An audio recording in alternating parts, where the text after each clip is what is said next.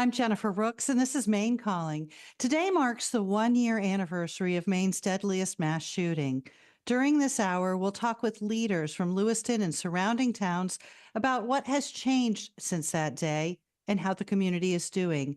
This show is being streamed on Maine Public's YouTube channel and on Maine Calling's Facebook page, along with ASL Interpretation. Joining me, Shanna Cox, who is president and CEO of the Lewiston Auburn Metropolitan Chamber of Commerce. Major Lucas Hare with the Maine State Police Operations Division. He was one of the unified commanders for the operation in Lewiston. And Jake Langlays, superintendent of Lewiston Public Schools. We invite you to join the conversation. Let us know how you were affected, what has changed for you, what your thoughts are on this 1 year anniversary. Send us an email, talk@mainepublic.org, a pretty brief email, please. Post a comment on Facebook or Instagram, or give us a call at 1-800-399-3566. Welcome to all of you, and thank you so much for taking an hour on this day. I'm sure that there are so many emotions right now and so many people calling you and reaching out. So I doubly appreciate your time. Shanna, I remember how busy you were in the days and weeks after the shooting. You were at the epicenter of the storm as so many people reached out to your community to help, and then so many needed help. You were in the tough position of trying to figure out how to get help to those who needed it most. Bring us up to speed.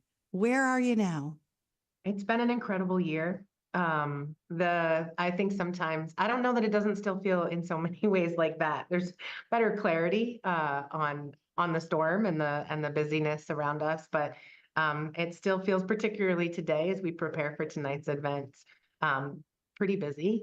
The fundraising efforts raised $1.4 million for victims and survivors and first responders. And by mid-March, we had distributed all of those funds to those individuals, as well as to some organizations to provide emergency food service and food of comfort for the Resiliency Center and first responders. And we're incredibly proud of that work. It was intense and I think unprecedented for my team and I. We're not chambers aren't usually direct support providers. And so we kind of got up to speed and gained some new skills, but and in doing so, just made really personal connections and relationships with people deeply impacted that day. And I think a year later, I can say we're resilient and we're proud, and we're still head down, trying to focus on an economic recovery for our community and a healing recovery for our community.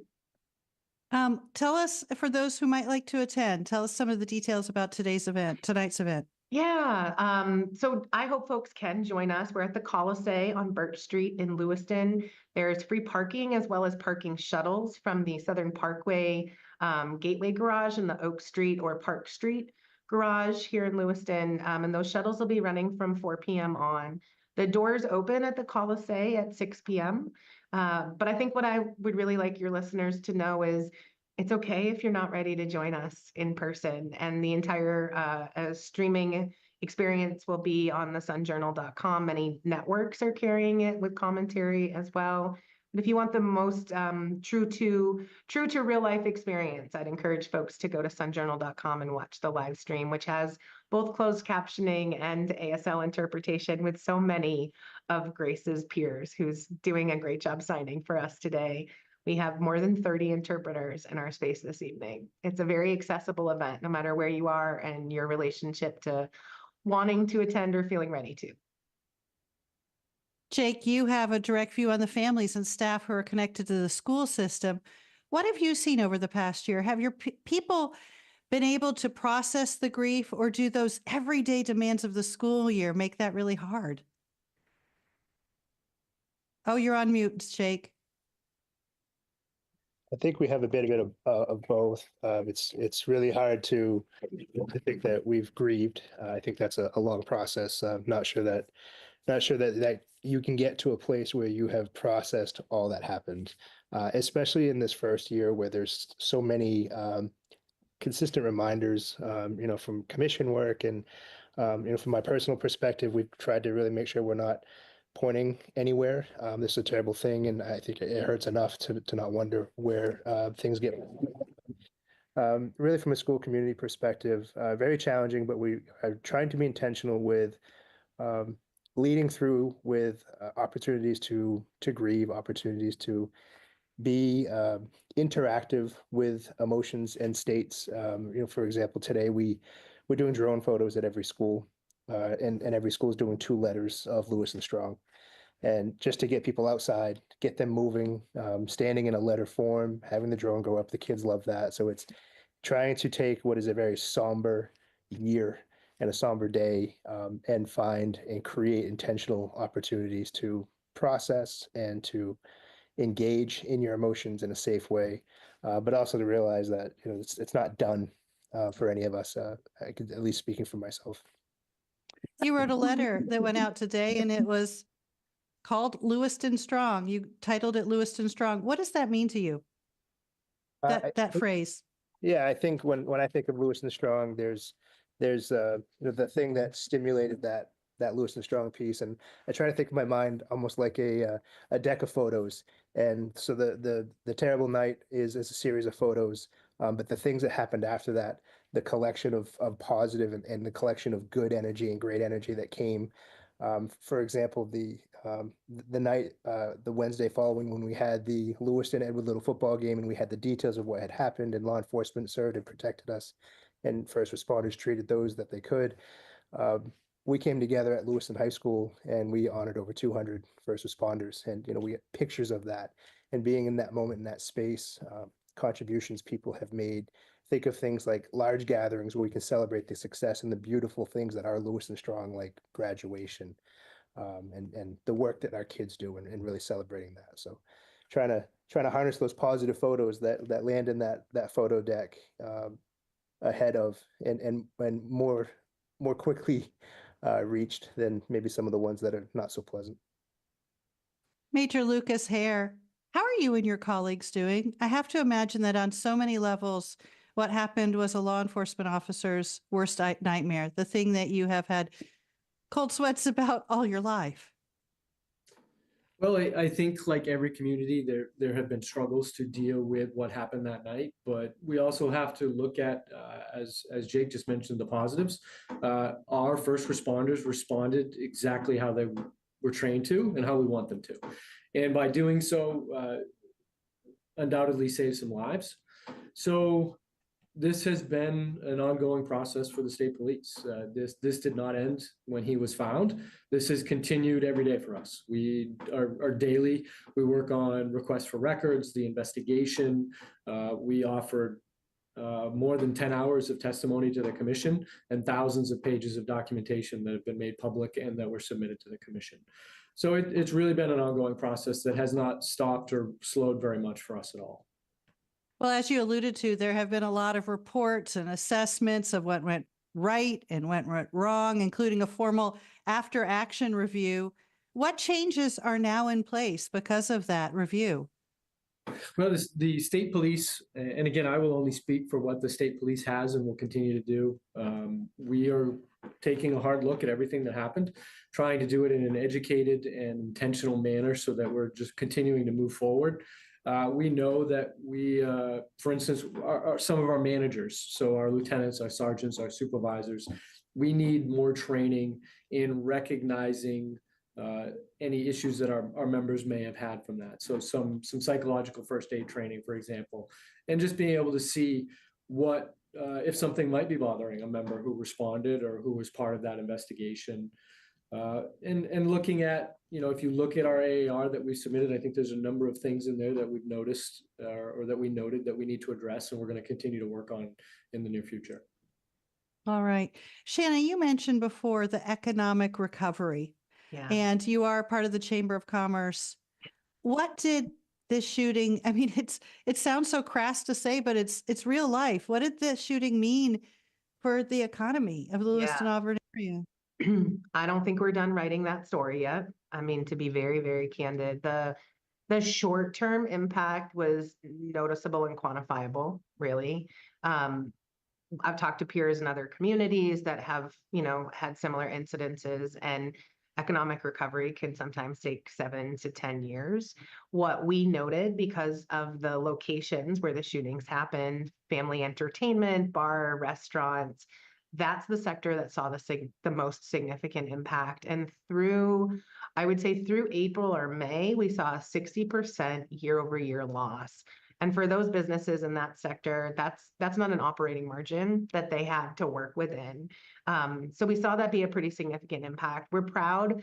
We helped raise about $750,000 for our small business relief fund.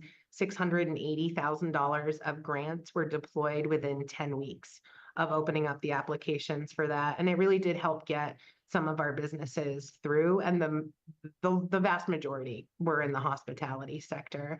At this point, a year later, most of them are somewhere between the 8 and 10% year-over-year loss compared to where they were last year at this time. They're seeing some recovery. The broader picture outside of our hospitality sector is we're seeing some attendances being a little bit lower for events and community events. We've seen some challenges with talent attraction. I think there's a lot of work ahead to remind people that this is a safe community, that it was safe before this day, and that this is a great place still to bring your family to work, to raise your kids. There's going to be challenges for years to come, and there's a lot of collaborative work that will need to be done between our government, our nonprofit organizations like ours that are invested in this, and the businesses themselves. And yeah, I think it's a story that's going to have a couple more chapters in it, Jennifer, if I was to be honest. Jake, a lot of people were talking about the spirit of Lewiston and the Lewiston-Auburn area, the whole Androscoggin Valley, and about how there was already a distinctive feeling of pride among some about how this region has such a rich history, and maybe a feeling of being looked at from the outside in a different way than people who live there feel about it. And I'm wondering if you're so good with words, if you can kind of put into words what you feel as though this tragedy has done for that spirit.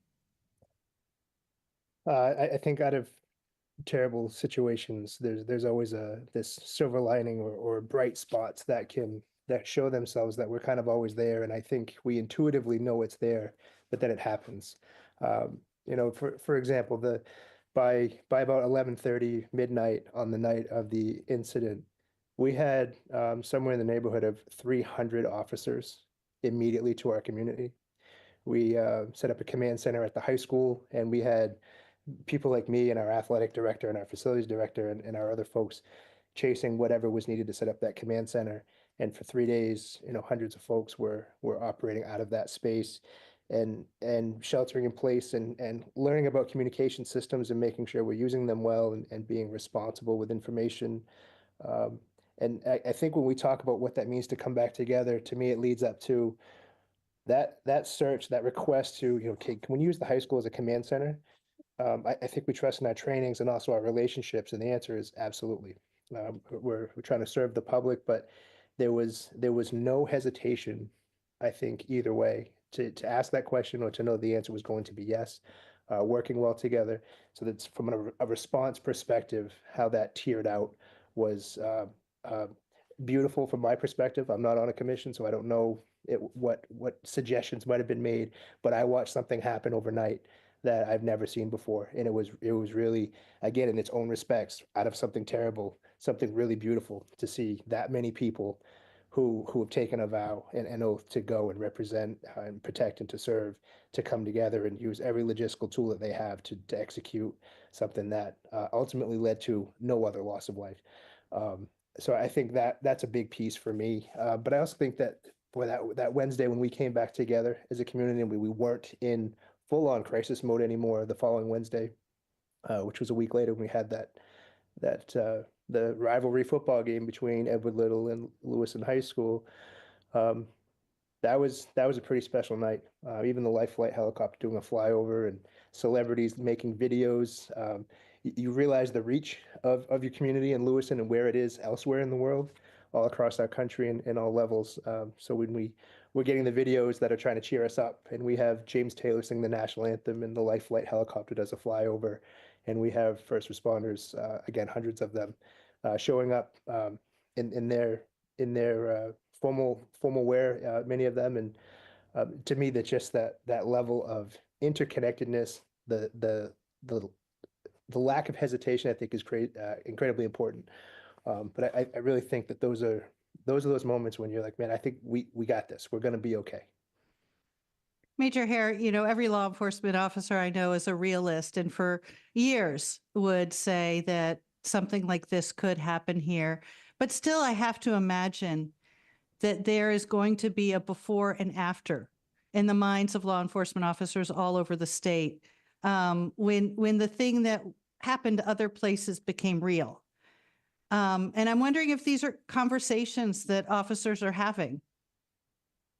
I think they are. I think that, as you said appropriately, that we as law enforcement try to prepare for that worst case scenario, and this is definitely that. And so we have trained and prepared for it, but you always hope that it wouldn't happen here. This is a relatively, or this is a great place to live, and this is not something that we had seen on this scale before. So yes, preparing for it and then dealing with it definitely has left some people asking those questions and working towards the future. We are, of course, talking about the 1-year anniversary of the Lewiston shooting, the worst shooting in Maine history by far. Talking about how we've changed, what the impact is. Call and join the conversation, 1-800-399-3566. Send us a brief email, talk@mainpublic.org, or find us on social media. This program is being streamed on our YouTube channel and on Maine Calling's Facebook page, along with Grace and ASL interpretation. We'll be right back. Listener support brings us Maine Calling, with help from Eastern Basements, a division of Maine-owned Eastern Mold Remediation, offering crawl space repairs and waterproofing. EasternBasements.com. Down East Acadia Regional Tourism, inviting you to experience Down East like a local by downloading their digital region guide. DownEastAcadia.com. On the next Science Friday, science is showing up on the ballot. And this election cycle, we've seen a big focus on abortions performed later in pregnancy. People tend to think of abortions that happen either in the second or third trimester in a different way. We'll skip the politics and talk about the science. That's on Science Friday from WNYC Studios. Science Friday this afternoon at 2 o'clock. We invite you to join us on Sunday evening, October 27th, for our Maine Public Film Series Horror Night at Space Gallery in Portland. We'll present a spooky double feature of The Monkey, followed by Mars Hill, Bait and Ammo. After the screenings, you'll have a chance to meet the filmmakers. Costumes are encouraged. To learn more and to reserve your seats, please visit the community section of mainpublic.org. Welcome back. This is Maine Calling. I'm Jennifer Rooks. We mark 1 year since the massacre in Lewiston with a discussion about how the community is faring and what's changed over the past year. With me, Major Lucas Hare with the Maine State Police Operations Division. He was involved with last year's Operation Lewiston. Jake Langlays, Superintendent of Lewiston Schools, and Shanna Cox, President and CEO of the Lewiston Auburn Chamber of Commerce. You can share your comments and questions by email, talk@mainpublic.org, comment on Facebook or Instagram, or give us a call at 1-800-399-3566. And also, we want to announce that a new podcast called Breakdown takes a closer look at what happened in Lewiston in the aftermath. The first episode dropped today. Breakdown, a 6-episode podcast produced by Maine Public, the Portland Press Herald, and Frontline PBS. Joining us now is Elizabeth Seal, who is president of Maine Hands and Voices. She is deaf. Her husband, Josh Seal, who is also deaf, was killed during the shootings in Lewiston. Liz, thank you so much for joining us. And as you sign, we will hear ASL interpretation from Grace Cooney, who is voicing for you. I'm so sorry for your loss. I can't imagine how difficult this year has been for you. How are you and your family doing a year later? Well, if there's anything we've had tremendous support from the community at large. Family, friends, the deaf community as well has been tremendous. So thus far, it's been a horribly tumultuous year, very difficult, and everybody deals with grief in a different way. But all in all, we've felt supported. And I think that's what keeps us going. Family members like you and others who suffered, are suing the Army and the Department of Defense for failing to do what they could have to respond to warning signs and threats. Tell us what you and others feel about the need for this lawsuit.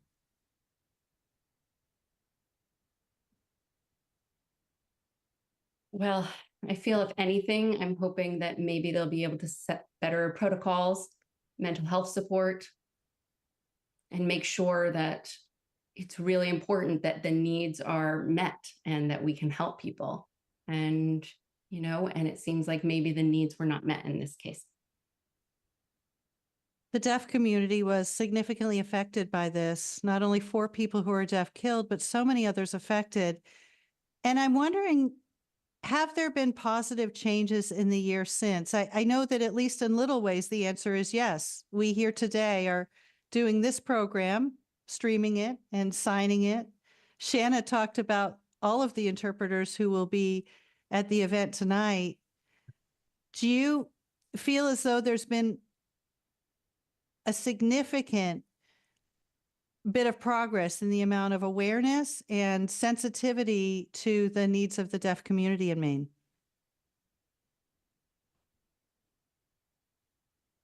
Definitely, it's shown a spotlight on the deaf community and has increased awareness for the community for sure. And also questions about how to provide better access and better procedures.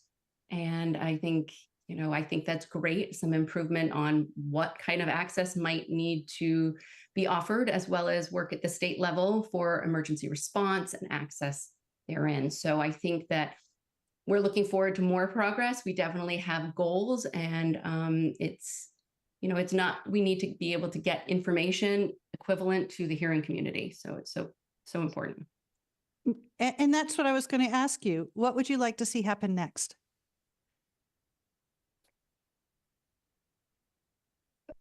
Much like I said, I'd like to see some sort of response system for emergency occurrences, some sort of 911 blurb that comes out, some sort of alert system, something ready for this. If this were to happen again, make sure that interpreters, captioning, everything was at the ready, and that all citizens had access to the same information. All right, Elizabeth, I was planning to say goodbye to you at this point, but I'm wondering if you would be willing to stay with us for a little bit longer in case if any of our listeners have a question for you or a comment for you. For sure. Sure. All right. All right. Well, thank you so much. That is Liz Seal, who lost her husband, Josh, during the shootings last year. And she's also been one of the leaders in advocating for the families and victims of this tragedy. We'll go to Nicholas, who's calling from Bangor. Hi, Nicholas. Go ahead. Hi. I just want to thank you all for having this conversation. I think it's much needed, and most importantly, to the victims and to the families. My hearts and prayers go out to everyone and the surrounding community, of course. This might come off a bit as pompous and conceited, and from the bottom of my heart, it's not intended that way. I think that active shootings have been happening for a long time, and our plan, our response has essentially remained the same. Our federal agencies and local law enforcement agencies primarily have control, and they've been able to respond accordingly, and they've been training for this for the past 20 years. And this isn't to knock the first responders. I I admire what they do and I appreciate it. But as an individual who has served on the front lines in Iraq and Afghanistan, and as an intelligence agent, I am and have a background as an expert in security, and specifically in the terrorism paradigm. And the only viable plan, in my opinion and professional experience, is for private citizens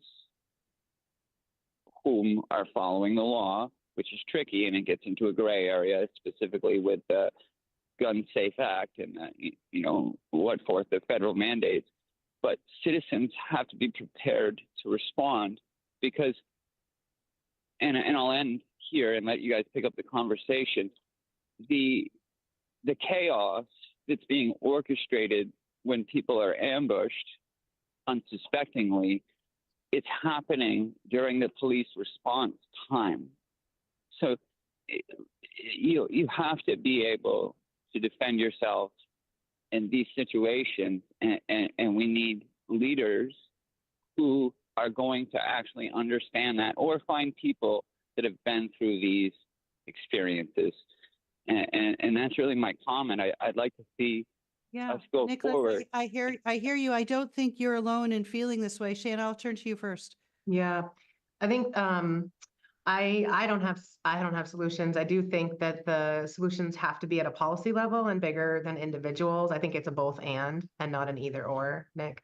I will say the thing that rocked my world and so many others who have been leading beside me in different ways and in different response efforts over the last year is the realization that there is a cottage industry built around mass shootings, and that the frequency and scale of impact became so clear when tip sheets were provided to me at the ready from the U.S. Chamber, who thankfully had them, that people would arrive with mass shooting expert or consultant on their business cards. It just helps. I think so many of us go through our lives assuming that it won't happen here and recognizing that it happens elsewhere. And every time you see it in the news, you have a response. And now that it happens to us, the response is more significant. But what I can't get away from thinking about, and I think it takes a lot more thought, is that this happens at such scale and frequency that we have set up response systems at the federal level within all kinds of funding programs, the therapeutic responses. I'm grateful that they're there, and I was grateful to have experienced peers and access to their knowledge. It is terrifying and saddening that exists and is needed. And that has Major Hair, yeah, that's so insightful and so I don't know, discouraging, Shannon. Yeah. Major Hair, I want to turn to you. I mean, Nicholas is calling for an armed citizenry. What would that mean to you on the ground to know that people everywhere you go are armed and trying to take matters into their own hands? Well, we as the state police, we support the law. And as long as our citizens are following the law, then we would support them. But again, I'm not really sure that it was so much a question as he had as a statement, but that is a policy decision. And we follow the laws that our legislature sets forth for us. All right. Nicholas, I'm going to keep you on the line for a minute because our next caller is State Representative Vicky Dudera, who is chair of the legislature's Gun Safety Coalition. Vicky, thanks for joining us. And I do want to go to some questions about what has happened in the year since and what you hope to do next. But I'm wondering if you were able to hear Nicholas's comments and if you have thoughts about them. Right. Hi, everybody. Thanks for asking me to participate. Yes, I did, and I also just heard Shannon's powerful words, and I'm kind of reeling from them, truthfully. I think it's important to remember that in this instance we did have some citizens who tried to respond and tried to stop the shooter, and in both locations, and they were killed for their efforts, but they very bravely did try to stop. I think that prevention is also an answer, and trying to, prevent these tragedies from ever happening. That's where we in the legislature come in. We did pass, many things that probably wouldn't have gotten anywhere near the traction that they got, but because of this tragedy and how it affected the whole state, we were able to make progress. So, and they weren't all, we think about the gun safety bills and the things that definitely affected firearms, but we also did a lot, sort of to Liz Seal's point. We passed many things with regard to mental health support, building new crisis receiving centers, strengthening mental health crisis intervention mobile response teams, establishing an Office of Violence Prevention, establishing a gun shop project at firearm dealers where they'll have information on suicide and, kind of coach them in recognizing the signs of things like that. And there are other things as well. I don't want to, I don't want to take too much time, but I hear what Nicholas said, and I think it's important to remember we did have some people who tried in the wake of this to stop the shooter. Yeah, and I'm going to add to this conversation. Ralph is calling in from Belgrade, also wanting to speak about guns and gun safety. Ralph, go ahead. Yeah, hi, Jennifer. Yes, I'm a skeet shooter. I'm a marksman with a rifle, and I'm even a fencer at the University of Maine. The black rifle needs to come off the market. We cannot have one of those in this country. It is a military weapon. It is so dangerous. Police do not like to go into a building if they know there's one there. It's got to come off. That's priority. We don't need that rifle in this country. So Vicki, I was going to ask you what's next, and I'm wondering if this is, I believe, Ralph, when you're talking about the black rifle, are you talking about what many people refer to as assault weapons, or are you referring to something else? Yeah, the AR-15 assault weapon, the one that the shooter used. Okay, Vicki. Right. Yes.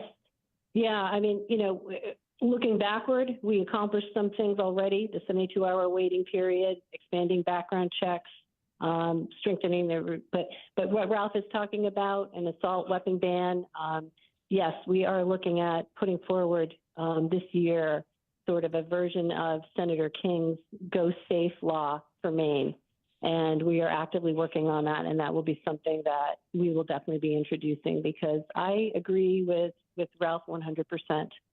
And I think a lot of Mainers do as well.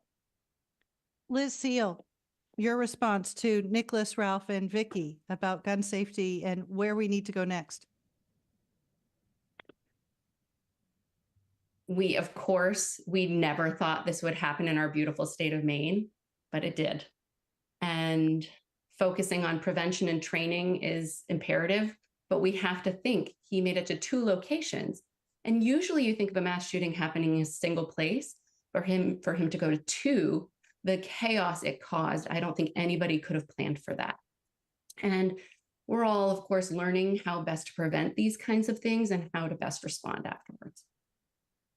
All right. Well, Liz Seal, thank you. Vicki Dudera, Maine State Representative from Camden, thank you so much for calling. And also to Nicholas from Bangor and Ralph in Belgrade for bringing up this part of the conversation. We do need to take another quick break. Today's program is streaming live on Maine Public's YouTube channel and Maine Public's Facebook page. We have ASL interpretation from Grace Cooney. If you'd like to join the conversation, 1-800-399-3566. Again, 1-800-399-3566. We'll be right back.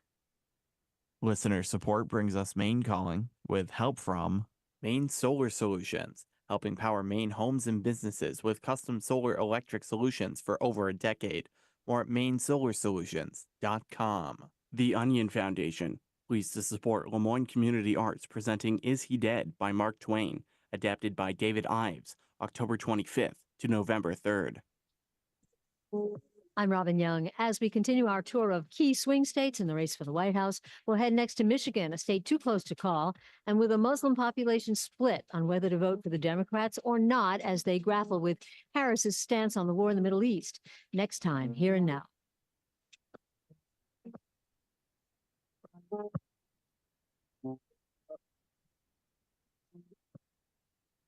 And you can join us for Here and Now. That's coming up at 12 noon right here on Maine Public Radio. Do you have an old vehicle haunting your garage or driveway? We're here to help. When you donate a vehicle to Maine Public before the end of this month, our friends at Lee Automalls will provide you with a $1,000 Lee reward for use towards the purchase of a new or used vehicle at any of Lee Automalls locations in Maine. We'll tow your vehicle away at no cost to you, and as an added treat, you may get a tax deduction in the process. Visit mainepublic.org for all the details. Thank you.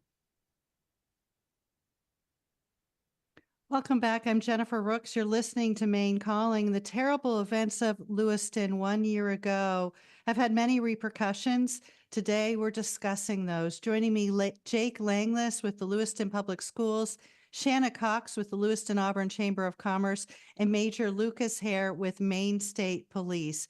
You can join our conversation, 1-800-399-3566.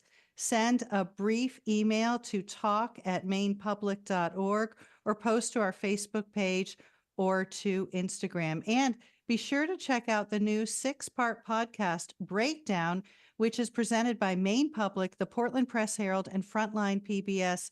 It delves into how and why the tragic events in Lewiston occurred and about how everyone has been affected by them. Again, the first part just dropped this morning on Maine Public's Facebook page. You can, on the webpage, you can find it at mainepublic.org. Shanna, there's been talk of some kind of memorial. Where is that and what might it look like? Well, there's not a physical location yet, Jen. I appreciate the question. I think pretty quickly we recognize the importance of establishing a permanent memorial, and the One Lewiston Resilience Fund and its committee was established. The committee's job is to both help plan the engagement around and the completion of the memorial and to steward the funds and donations for that effort.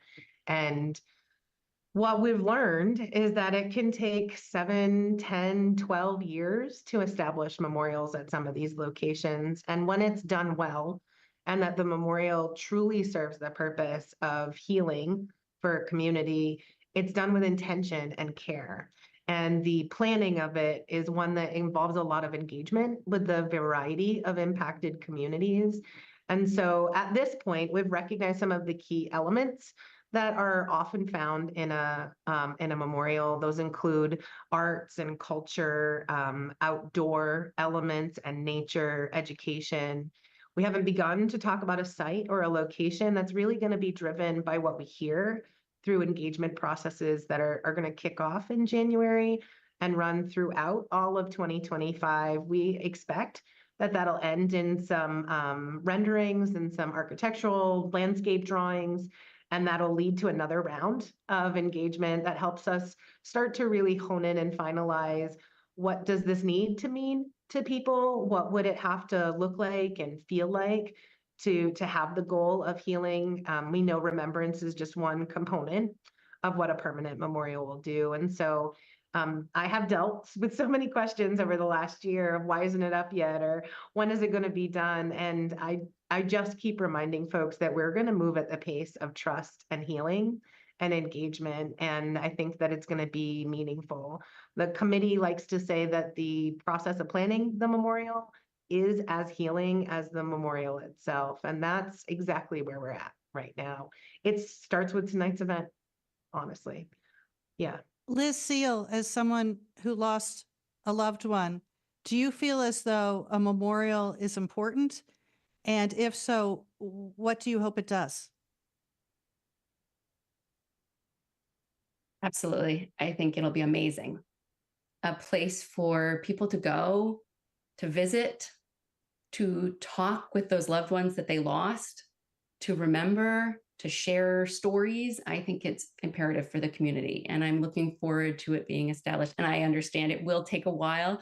And it takes a long time to think through the whole process and make sure that it's just right before you implement it, because you really don't want to set something up and then it not match the needs and the vision of everybody. You want everybody to feel that they love it.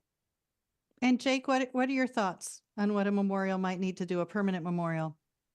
I mean, I think that it's critically important. I would also like to echo what Shanna said about the process and the involvement. I think so often we're fortunate because all of our kids come to the place every day at school. But you know, when we did things like we mentioned this morning, the intentionality of you know, shooting drone photos with kids doing Lewiston Strong spelled out, but it was also about getting out in the open, breathing the fresh air, being intentional on a day that's really tough, having community, doing something that's bigger than yourself, and having some kind of way to capture that, I think is all incredibly important. Um, but every major event in our society has a someplace where you can go, and I think we'd be remiss if we didn't say thank you to the folks at places like the Maine Mill that's done a lot of good work to capture the history of this, but also to memorialize it. I think is very important, and for me deeply meaningful to know that there's a spot.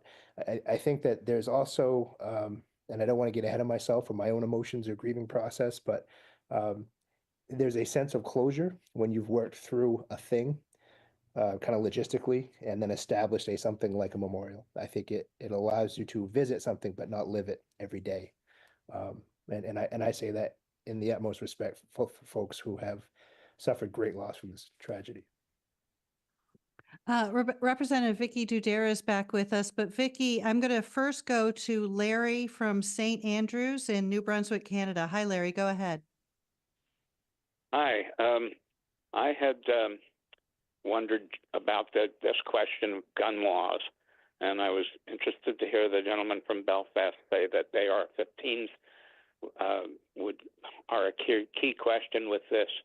And I'm just wondering how this all comports with the Second Amendment, which a lot of the people who are in favor of very relaxed or no gun laws at all, they quote the Second Amendment to the U.S. Constitution. What are the implications of this shooting for the gun laws, and what should we be doing or trying to do both at a state level and at a national level to try to really raise the question of how important the gun laws are, and whether we want our society to be known for a place in which guns may be misused in terrible ways? Larry, you've asked a really big question, but I'm going to turn to Vicky Dudera because this is something she studies a lot. Yes, thanks. Thanks for calling in, Larry. Yeah, I hear you. And of course, that's the endless debate.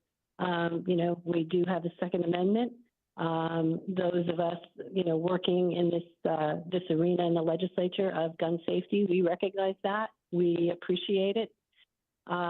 Nonetheless, we also have a duty to keep people safe in our state and promote public health. And court cases have shown that that is not incompatible with also having a Second Amendment. So, you know, going forward, we'll be looking at other arenas that are, you know, that are obstacles for public safety in our state. We're looking at the growing proliferation of ghost guns and what we need to do about that. We're looking at our high rate of suicide and more things we couldn't put in place to help with that. But, you know, gun violence is preventable, and recognizing that we have a Second Amendment, that we have a rich tradition of hunting, does not have to be, you know, opposed to that. We can have both. Larry, thank you. We're going to go to Tom who's from Freeport. Hi, Tom, go ahead. Hi. Boy, I got to say, well, sorry to the ones doing the show with you and lost her husband out of the gate, but I really feel there should be an app for when there's something going down.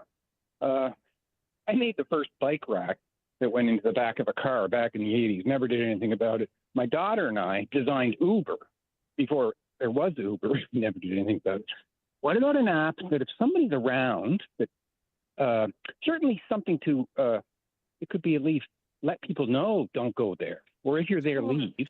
Or if you happen to have... Tom, I wanted to have you ask that question while Representative Dudero is on the phone. Vicky, we are making progress in maybe not an app, but tell us what's happened.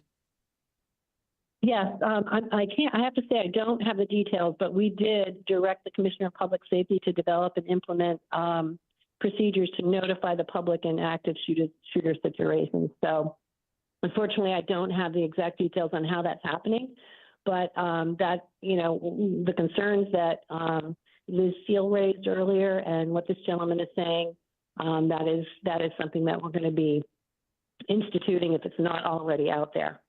Better notification. Right, exactly. In active right. shooter situations. Yeah. Well, Representative Vicky Dudera, thank you. Tom calling in from Freeport. Thank you. Let's see here. We will go to Michelle, who's calling from Cornish. Hi, Michelle. Go ahead.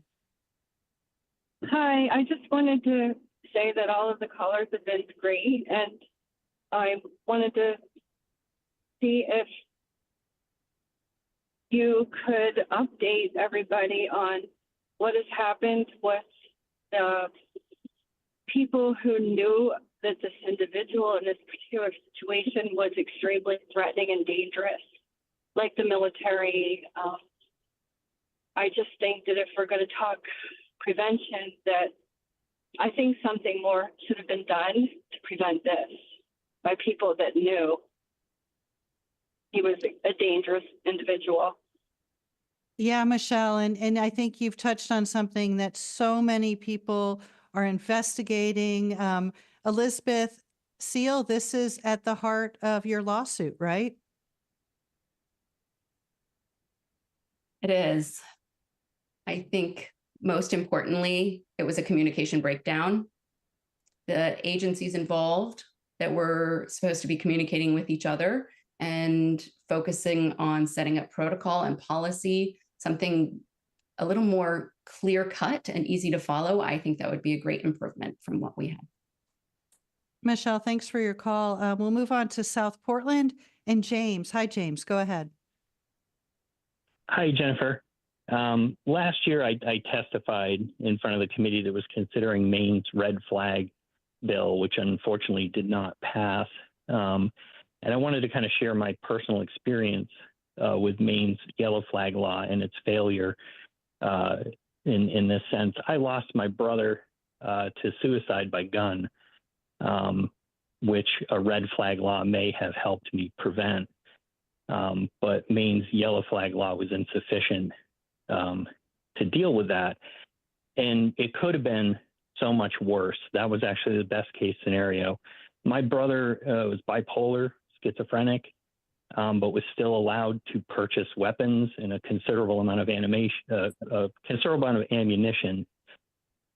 He was stockpiling this during the COVID pandemic. He would often call me when he was bipolar, and he just had a lot of paranoia about what was not only going on in the world, but very similar to the shooter in Lewiston. He had paranoid ideations that people were spreading rumors about him at the local grocery store, at the local bar.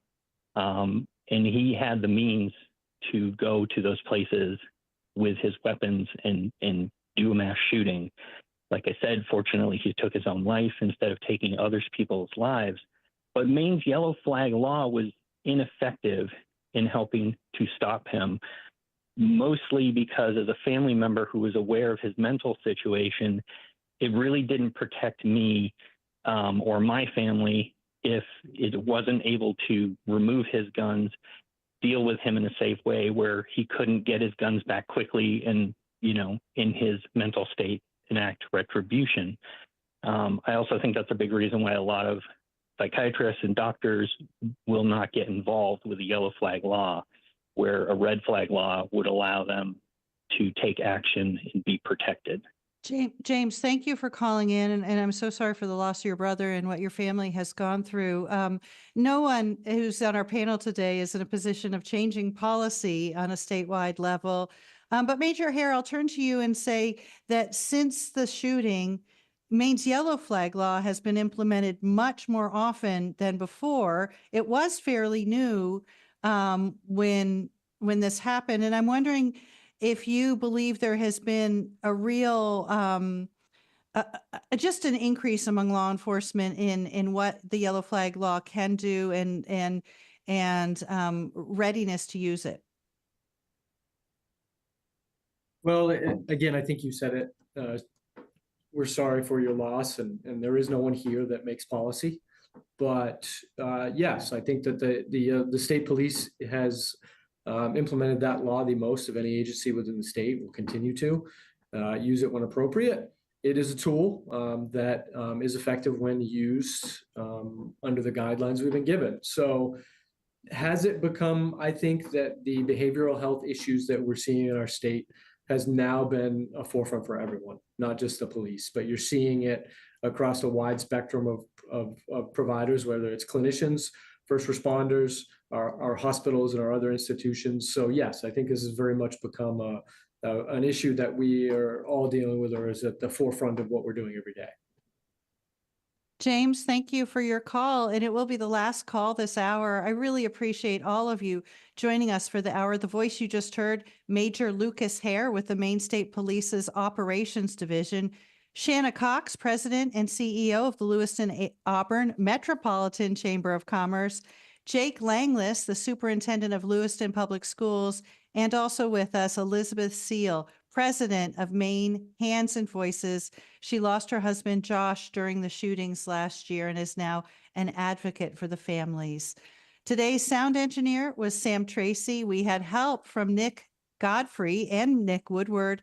And we want to thank Allison Grace Cooney, our ASL interpreter, who is with MJ Interpreter.